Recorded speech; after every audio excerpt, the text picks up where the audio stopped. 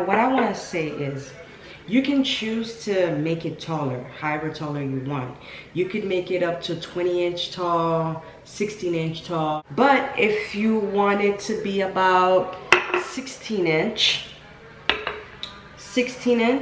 you could add the 9-inch and the 7-inch, and it will give you just about 16-inch tall. I can show you how tall it would be. Okay, I'm gonna go get my 16-inch actual cylinder vase. Okay, so you can see the 16-inch is much smaller than, much shorter than the 18-inch. Okay.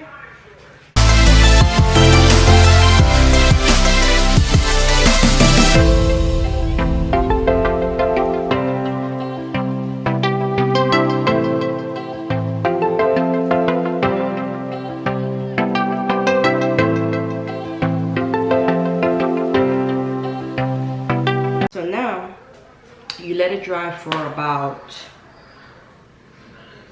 an hour, 30 minutes to an hour. As I'm waiting for my base to dry for my centerpiece, I'm gonna go ahead and remove the stems from the flowers by using my wire cutter that I purchased from the Dollar Tree.